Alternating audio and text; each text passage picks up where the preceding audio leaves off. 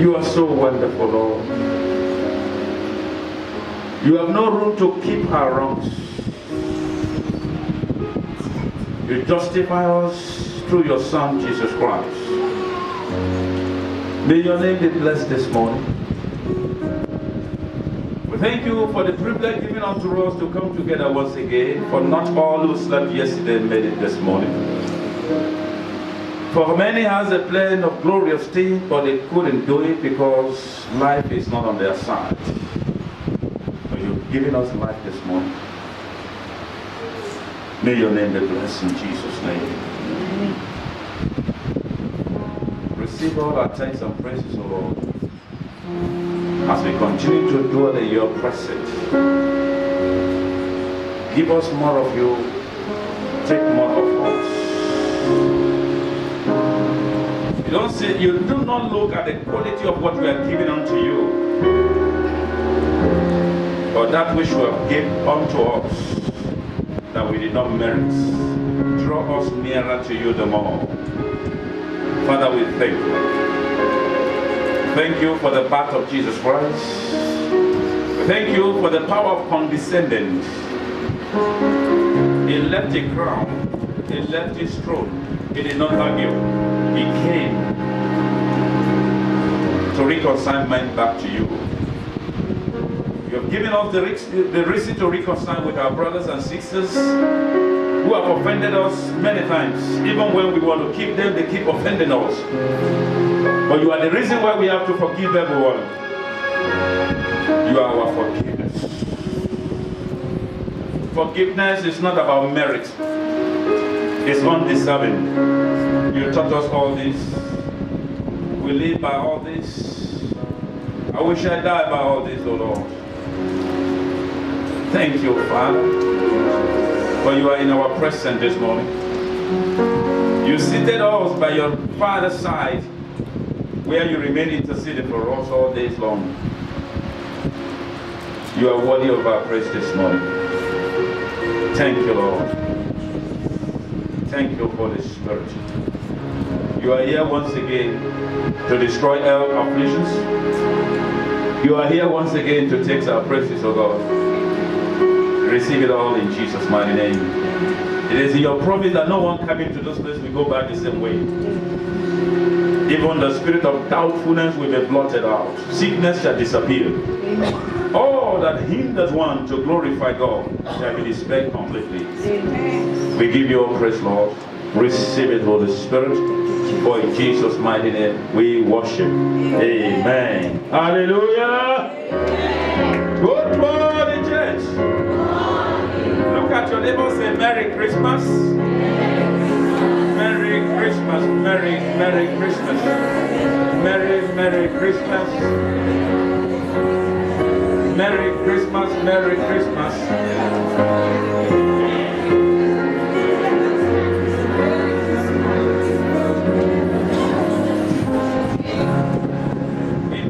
Merry Christmas, hallelujah. Amen. The birth of our Lord Jesus Christ. May the Lord bless us as we listen to this message this morning. In Jesus' mighty name I pray. Let's have our comfortable seats. Let's open our Bible to the book of Romans 5. I take my reading from verse 1.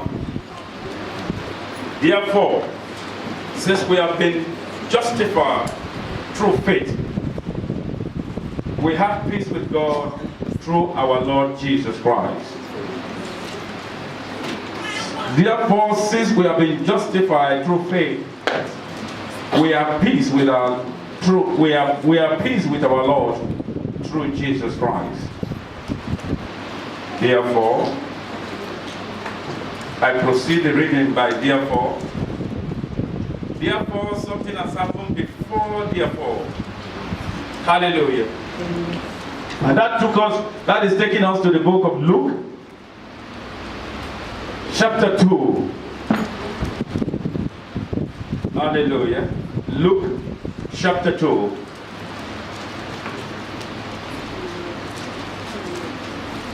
Take the reading from verse 9. I believe we've read it many times. Today, Christmas has been misplaced. There's a lot of misconception over Christmas. Yes, it's a celebration of birth, but many cultural activities has adopted Christmas and turned it their own way. If you are here on the Christmas day, I preach a message about Christmas. Today, the title of this message is called Condescending of Jesus Christ. Every broken thing become useful in the house of God. Hallelujah. Every broken thing. May I be permitted to say the useless things. There's less value or unvaluable things that has no meaning, life that has been scratched, smashed, abandoned things, desolate. What have you? The count is endless. Hallelujah. But I'm saying to us this morning, the birth of Jesus Christ signify all this. Let's read. Verse 9. And angels of the Lord appeared to them. And I'm reading from verse 9. An angel of the Lord appeared to them, and the glory of the Lord shone around them, and they were terrified. But the angel said to them, do not be afraid. I bring you good news that will cause great joy for all the people. Today in the town of David, a Savior has been born to you. He is the Messiah, the Lord. This will be a sign to you. You will find a baby wrapped in the clothes and lying in manger. Hallelujah. Glory be to God. The birth of Jesus Christ signifies a question mark, a doubtfulness, unbelievable. Hallelujah. Within the human race, we have the first class, we have the second class, we have the low class. Is it not? Hallelujah. By the virtue of where we live, where we resident, people can categorically say to you, you are average. Isn't it? By the kind of car you drove, by the kind of clothes you wear, the jewelries and all stuff, people can just say, oh, this one has arrived. Hallelujah. And that also shown in our behaviors, including our children. Hallelujah. This father must be very rich. The mother of this one must be very rich. No, the family of this one, they are wealthy. Is that not so? But let's look at the condescending of Jesus Christ. He is the King of Kings, the Lord of Lords. He was born, wrapped, and kept in a manger. The place where they keep animals. Hallelujah. Every broken thing become useful in his hand. The birth of Jesus Christ become questionable to those who are expecting him. To those who prophesies about his coming. Hallelujah. What is the significance of the birth of Jesus Christ? The season we have today, everybody's in holiday, we are celebrating the birth of Jesus Christ. But cultural activities has hijacked the purpose of this birth. Look at the scripture we read from verse 9.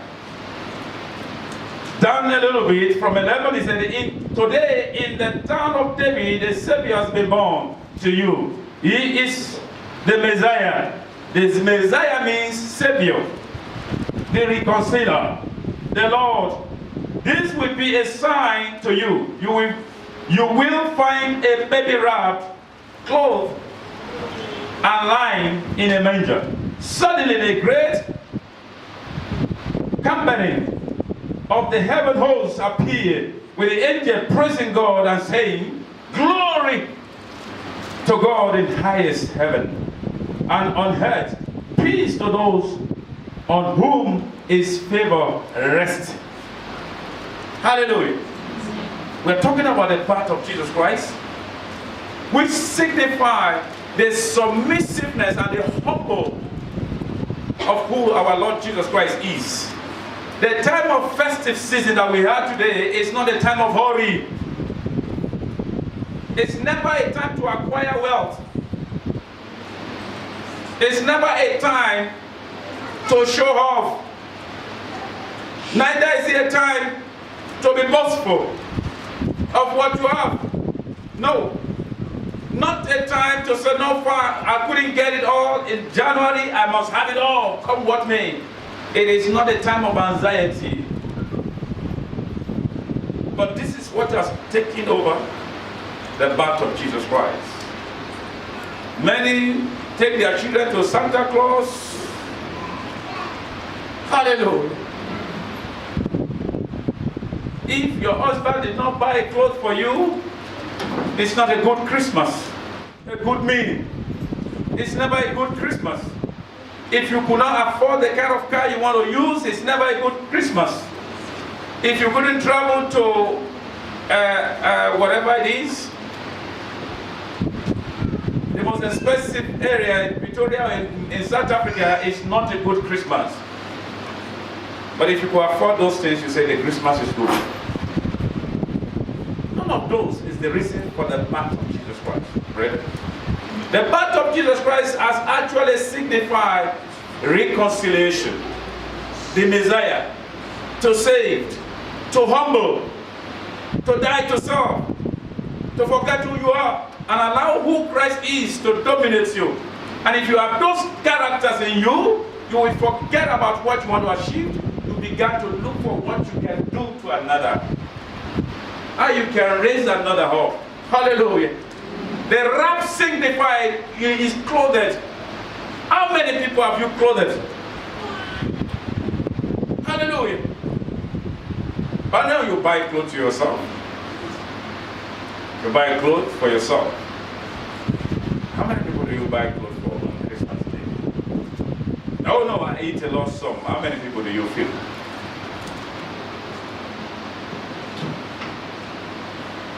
It's not a time for us to be serious about ourselves. It's a time to introspect ourselves. Father, direct me to those who need what I have most.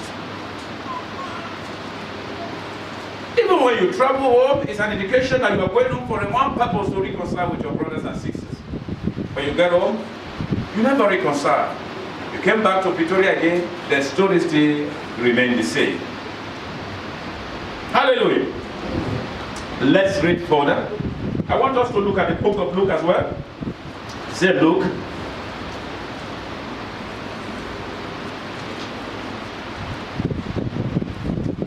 Don't be afraid. Say to your neighbor, don't be afraid. If you haven't done none of those, any of those, you can still do it. Hallelujah. Nobody's answering. As I said to your neighbor, do not be afraid. If you haven't done any of those, there is this time for you to do it. This is the time for us to forgive one another. Christmas is more than sitting down in the church. Hallelujah. Some haven't been to church right from January, but on Christmas Day, I'm coming to church. On a New Year Eve, you will see the church full. Because it becomes a ritual. I am marking a register in that church, I'll be there. Just to do what? To be there. That is not the reason for Christmas. That is not the reason for this festive. Hallelujah. It is not to take our children to Santa Claus or to do all those stuff. No. It's to look for those who you are better than. And make them better than another. Hallelujah. It is not a time of anxiousness. Many Christmas time, people go into coma. They go into depression. They go into many sicknesses. That is why you see accidents everywhere. They are rushing to meet up some stuff that does not concern them. Some got drunk. A lot of things happen. The time of Christmas, this festive season, say to your neighbor, is a time of calmness. Calmness. Hallelujah. It is time to be calm. And see, and if you are not calm, you couldn't see what you need to do around you. It is not a time of competition. Oh, how much did you buy it? I'm buying my home before New Year. Where did you get it? I'm going to get my home before New Year. That's not the time. Hallelujah. It is time of you looking around you and turn every broken things to usefulness. It is time of introspecting yourself and say, Lord, I didn't get it right last year, but I'm getting it right this year. Say to your neighbor, do not allow anyone to hijack Christmas season from you. It's a time of walking with the Lord. Do not anyone hijack it. Hallelujah. He sent the angel to them. And he said, yes, you will see the sign. A baby will be born. His name is called, or shall be called, Messiah. The one who will save the world.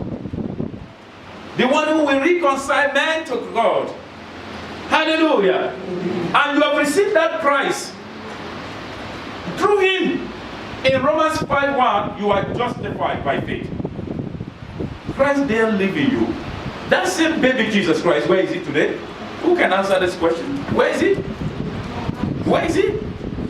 In your heart. It's easy to say that. Many of us, we are still struggling with forgiveness. Just to forgive. Hallelujah. The same baby Jesus lives in you. If baby Jesus lives in you, you should do what he's expecting you to do. But most of us today, we don't even allow Jesus to direct us. We direct him. Hallelujah. We direct Jesus. Who was supposed to be our director? You are directing him. How? You tell Jesus, hold on, let me do it in my own way first. Even when there's somebody telling you that what you are doing is wrong, so no, let me do it this way. Some people today, they mastermind sins. And they said, no, I will say, don't worry, I will fast for 3 days. He will forgive me. No, I will mess up in Christmas season. January, I will be on fasting for 30 days. Some hasn't drink. They refuse to drink from January, but when it is festive season, they start drinking. The life you have left behind, you are dead to those things. You go back to where because of Christmas. Hallelujah. What kind of, ask your neighbor, what kind of Christian are you? A Christian must not compromise. Hallelujah. What kind of Christian are you? Are you a socialized Christian or Christian by association? There's a lot of Christians today, they call us, is it Pastor Luana they're calling us? What's the meaning of that? A group of Christians. I'm not a Barcelona Christian. Hello, Barcelona. Hello, Barcelona. I mean, nobody that answered me. Hello, Barcelona. Hallelujah. Hello, Barcelona. Hello, Barcelona.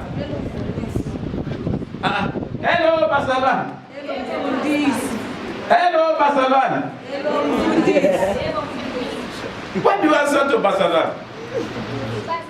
Yes, me. It is just that through the ages, people who don't like Christianity, They call them. they take this name to be a wrong name. Who are those people who doesn't like Christian? Who names Christian? Who gave the name Christian? Barcelona means Christians. No, who gave the name Christian? If I may ask you. I don't know, it's a Zulu name for Christians. Yes, I'm now saying Christian. Who gave the name Christian? I don't know, Pastor. It's the pagan. The pagan call us Christian. Look at them, the follower of that man called Jesus. Yes, let's hear you. Yes. I'm stepping on toes this morning. The people who have received salvation, Yes. they say they are born anew. They say. I love that word you use. They say they are born again. No, not they say. We are born again. Yes, if they will say, look at them, they say they are born again. We are Basaluane because we have been born again. That is to you.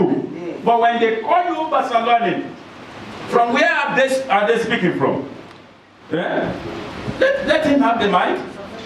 I think it has a historical Meaning. Give us the historical meaning. Yeah? Yes. As Brother Gabriel said, now today, like, you know who are referring to us, alright, but if you look at the historical context, Yes. like actually in heaven, they don't know Christian, they know sons and daughters. Sons and daughters, yes. So yes, but the people of That the man world, has studied the Bible. so Yes, let's hear the you. people of the world, Yes. because they don't know sonship, Yes. they say, followers of Christ, you are Christian. People who read the Bible, you are Christian. Yes. But we are sons and daughters. Yes. If someone asks me, who are you? I say, I'm a son of God, or Yes. a daughter of God. Yes. So, fine, although like to fellowship, we might call ourselves Christians, but you know deep down, you are a son and daughter of God. Hallelujah. Simply, what I mean is that when they say Barcelona, when they call you or call us that name, there is a motive behind. They are speaking from somewhere. They're speaking on the platform of Mocking. These are pagan. Those who does not believe. Look at them. He called himself, let me use the worldly word, he called himself the Son of God. Does God have a son? But the daughter of the son, and the Son of God knows that we are the daughter and the son of the Most High God. The pagan does not believe. Why? They question that. Because they say God has no son, neither does he have a daughter. Are you hearing me?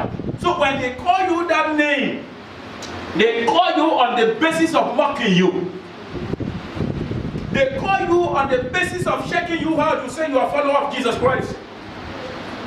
Are you hearing me now? Because we are named by the pagan. They gave us that name that, see them, they say they are like Christ. They are Christ-like. Christian. They are called themselves Christian. They follow that man. Are you hearing me now? But that's not the motive of the message today. The message today is talking about condescending, bringing yourself low to be equal to another. That's what Jesus Christ has done. Are you that same follower of Jesus Christ? How many people have you bring yourself low to be equal? How many people? How many people have you descended so low to be equal with them? No, I'm better than you. That's the saying. Are you still a Christian? If you are better than others, you are not a follower of Christ Jesus Christ. You never followed him.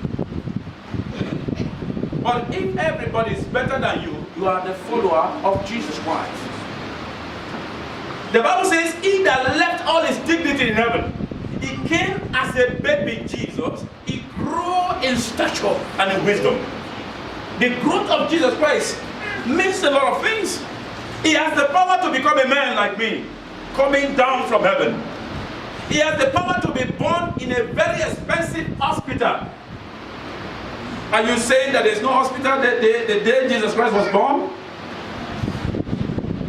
Many of you cannot even take your pregnancy to a mere hospital there. You say, no, I want the most expensive hospital in the world. Fly me to US.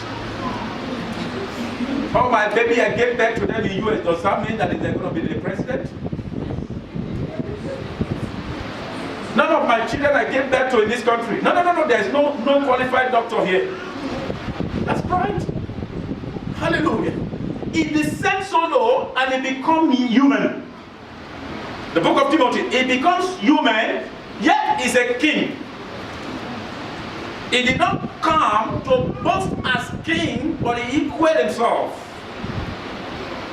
He relinquished all he has to be equal with me. Not only that, he took my blame and yours. He was spit on. He was condemned because he took your condemnation.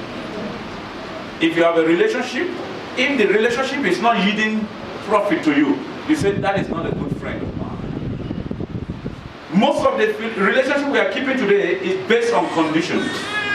Most especially those friends that contribute to you. If a friend is taking from you, you wouldn't. Hallelujah. What is Jesus Christ saying? He has given us the hope to relate with one another. The hope that does not put to shame. You may be mocked during hope. You may be called names during that hope. You may be sick, but don't allow your hope to be taken away from you. The hope we have is Jesus Christ. The Bible says Christ in us, the hope of glory. Glory. What is glory? Beautiful, splendor. Are you sick? The hope you have is in Christ Jesus. The hope you have in His glory is healing. Are you poor? The hope you have in that poverty is riches. The Bible says He made Himself poor that you may become what? Rich. It's emptiness. He poured Himself up unto a car. He remained with nothing so that you can have it all. How many people have you go extra miles for in this festive season?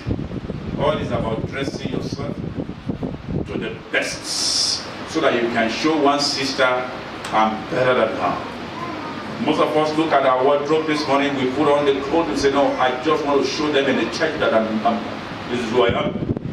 I'm not talking about you all. I'm talking about somewhere where people gather. Hallelujah. Some go to incur debts because you want to show off. I've never seen anyone who come to me, the debt I'm paying today, I paid about 5 children's school fees. That was not, I'm not their biological parent. I borrowed money to pay their school fees. Who here? Who here? No one. No one. We can borrow money to buy a car. You can pack 3 or 4 cars in the houses and continue to ask God, I want to finish paying the debt of this car so that you can also buy another one. Calm down. Jesus is looking for those who forget who they are and exalt another. Those who humble themselves so that God can exalt.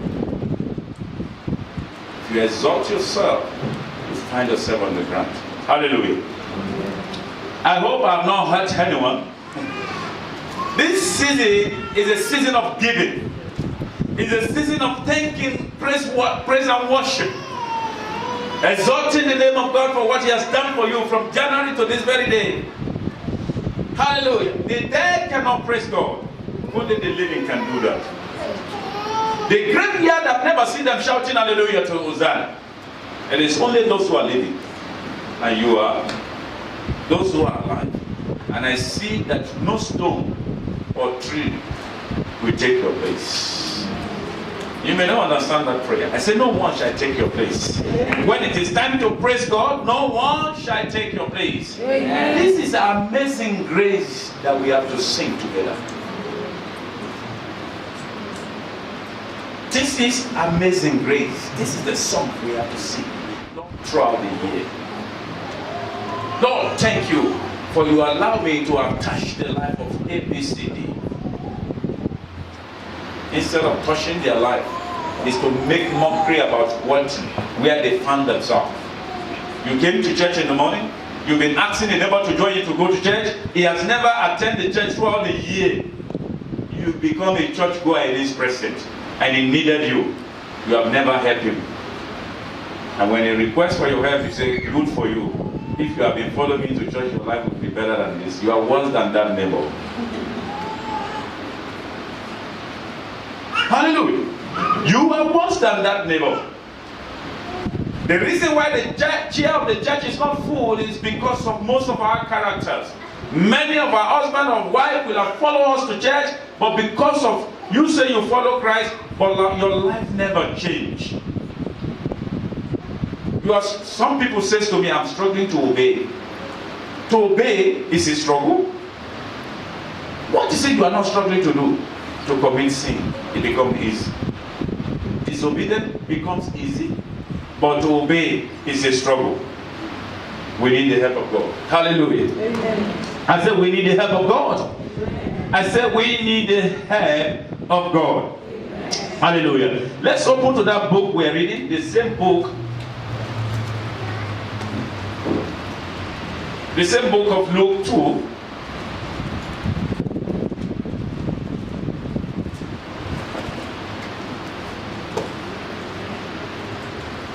Don't worry.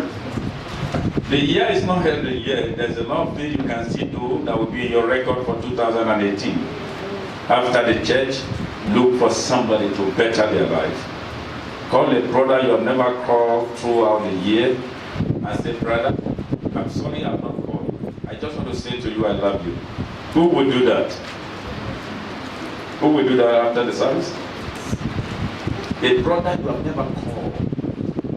You say, brother, hello, it's me. My voice might look strange, but I just see that I need to call you. Forgive me. Even though if the brother hurts you, say, forgive me. Who is going to do that? It could be sister. Yes, God bless you, sister. You have 2 or 3 people to call. Call them. Who else? People are even afraid to raise up their hand. If you are afraid to raise up your hand, God bless you, sir. I'm expecting at least 5 people to say, Lord, I promise I'm going to call somebody and say, Lord, give me the courage to call this person. Some people, when you see their number, you are afraid of pressing call. Even when it's ringing, you come to it. I don't want to hear this voice. Why? You are afraid to be obedient, but you allow yourself to disobedient. You are enjoying every time you live with guilt of this. Hallelujah. I see you changing in Jesus' mighty name. Let somebody read from that verse 14 of the book of Luke chapter 2. 14. Glory to God in the highest heaven, and peace on earth to those with whom he is pleased. When the angels went away from them back into heaven, the shepherds said to one another, let us go to Bethlehem and see this thing that has happened, which the Lord has told us. So they hurried off and found Mary and Joseph and saw the baby lying in the manger. When the shepherds saw him, they told them what the angel had said about the child, and who heard it were amazed at what the shepherds said. Mary remembered all these things and thought deeply about them. The shepherds went back, singing praises to God for all they had heard and seen. It had been just as the angel has told them. Hallelujah. Yes, read to 21. A week later, when the time came for the baby to be circumcised, he was named Jesus, the name which the angel had given him before he had been conceived. The time came for Joseph and Mary to perform the ceremony of purification as the law of Moses commanded. So they took the child to Jerusalem to present him to the Lord. As it is written in the law of the Lord, every firstborn male is to be dedicated to the Lord. They also went to offer a sacrifice of a pair of doves or 2 pigeons as required by the law. Hallelujah. Do you see that story? Does it relate to you? The reason why I allow us to read that, does it relate to you? It doesn't. Does it relate to you? Okay. Is there anyone who have a child here, a son? Does that relate to your son? It relates to your son. You present your son to the Lord. What else do you do? baptize the new name. You baptize yourself? Any other person decide? You know, most of the times when we read this Bible, we have it in our hand. We take it home every time. Some of us have 20 Bibles at home. But when we read it as a mere book. An historical book. We are talking about baby Jesus here. The Lord did not send angel to say, nobody must circumcise Jesus. Baby Jesus must not obey any law. He did obey all the laws. Yet he's a Messiah. He's the King of Kings. He bowed to all laws. Every laws were performed for him. Yet he's a king. He did not compromise those things. You understand me now? But he remained that child. And all protocols was observed. But he's still a king. Are you hearing me now? But he's still a king. This is an amazing stuff that you have to look at when you are looking at the life of Jesus Christ himself. Is Jesus the Messiah, the King of Kings? He went through circumcision. He was cut. Hey? He submits himself to authority. He never compromised the authority. Many of us receive that same Jesus today. We compromise the authority. We did not submit. We do things as we want to do it, not as Jesus Christ. We changes as weather change. If it doesn't work for you, that law is not for you. The law that pleases you is the one you obey. The one that doesn't please you, you don't obey. But we oftentimes obey the law of sin. And that's why you see the life of Christians today. We are changing as weather, like weather. Hallelujah. What is Jesus symbolize? The birth of Jesus Christ. It's talking about commitment. It's talking about dying to self. Make yourself of no reputation so that you can do exactly what is expecting you to do. See yourself in another person. Don't always see another person as if he's weaker than you. If he's weak, but you are strong. The reason why you are strong is to help those who are weak. You have voice. Many can hear your voice. But your neighbor's voice is very low. Give him help. Help his voice. Hallelujah. 2 Sundays ago here we are reading the book of Luke, whereby a woman was not a widow woman was actually demanding the judge who is wicked, who does not know God, constantly asking the man to seek justice with her plea. Because of her consistency in those things, she received what she's looking for. We feel consistency in our relationship. Many of us today, relationship is based on who relates well to you. You relate well back to them. If you are not relating well to me, I wouldn't relate well to you. Hallelujah. How many things have you given me? So that means me to give you. I'm exchanging what you give me. Let me give her because she gave. Now she always greet me always. Let me greet her back. She loved me. I will love you because you love me. You hate me. I hate you as well. Christianity is not about condition. It's not whether it suits you. It's not whether you love that. It is what Christ loved that you must do. What he wants, I will do. Not what I want. Hallelujah. We did not deserve what we are having today. He gave us what we did not deserve. Grace is undeserved favor. We did not deserve it. But today we turn Christianity to deserving. If you don't deserve it, you are not my friend. You must work to end this relationship. If you don't work to end the relationship, you can't get it. Come on, hello, I will deny you. Hallelujah. I will deny you. That's what we say. That's what we say. Many remain in marriage because the marriage is actually because of I'm gaining something. If there is nothing to gain in that marriage, you are out of it. If there is nothing to gain in that relationship, you are out of it. Many supposed to have achieved greatness in their business today because at the start of that business, nothing was happening. They abandoned it. Even when they have a relation with you, when nothing was happening, they abandon you. Am I communicating? This is the purpose of Jesus Christ coming to bring us to the standard of which we can relate to one another. He said, emulate me. Emulate me. Apostle Paul said, follow me as I follow Jesus. Hallelujah. The journey of Christianity is not easy. I must let you know. What makes it not so easy is because you will not enjoy what you want. Your real self.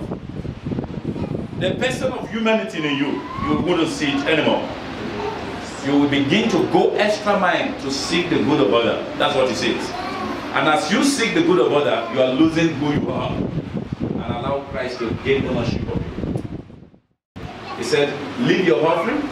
Go and reconcile with the one who have offended you. Not you offend. That's it. The one who have offended you, reconcile with that person. Go and do what? Say sorry for I'm the one who have hurt you. Whereas he was supposed to say that to me. But God says I won't take my offering. He won't take my offering until I reconcile. How many gifts have you given without reconciling? Those are wasted gifts. Hallelujah. Many of today's gift is based on just let them see that I'm the one who gave those things. Hallelujah. Many have changed churches because of somebody who sits beside him or her in the way he looked at him. He took a Bible. I'm not coming back to this church because somebody looked at me somehow. The church choir, the way they sing, I don't like it. There's this way the pastor is looking at me. The message of the pastor was, it's like somebody told him about my story. It's actually directing to me. I'm not coming back. You are smelling and stinking. Church is a burial place whereby attitudes are being buried. A solo Christian will not see heaven. You must write this down. You can be born again if you remain in the house. Heaven is not yours. Because attitude of human is not going to that place.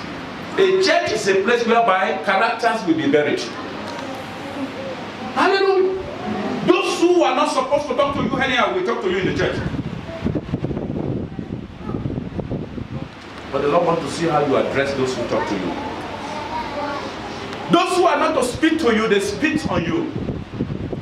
Oh, sorry, I think it was a mistake.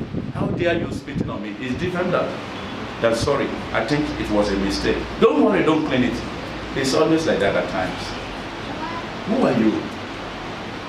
And who is Jesus Christ?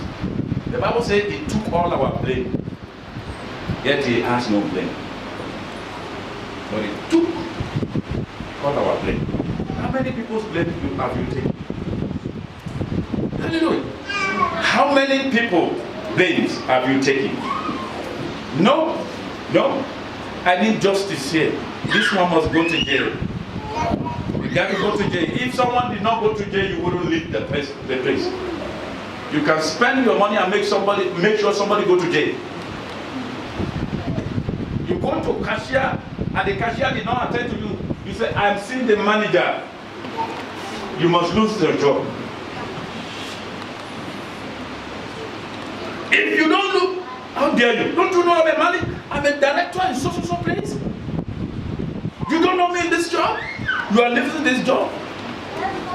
And you come there, the following day, the person is gone. Say, I told them, you better be careful the rest of you. You a Christian? You are on a train in the shop, somebody jumped your front. You went there, I said, how dare you? Don't I'm on the queue before you. Character, Jesus has demonstrated it to us. Our blame was leveled upon him. But yet, during his cross, at the place of cross, he never said, curse be unto you. He said, no, I take your curses. I took your name. I bore it to my son. He said, Father, forgive them, for they know not what they were doing. Is it possible? Well, I go up your sister. I said, you go on your knee. Forgive my pastor, but because he doesn't know what he's doing. You take your Bible around. Hallelujah. How many people have you said forgive, but they know not what they were doing?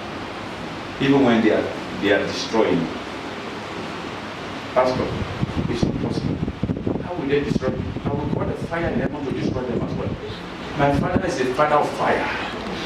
He must fire them all. Your prayer of fire, how many people has God told? Destroy them all. Back to the center. How many people have received those things you sent to them?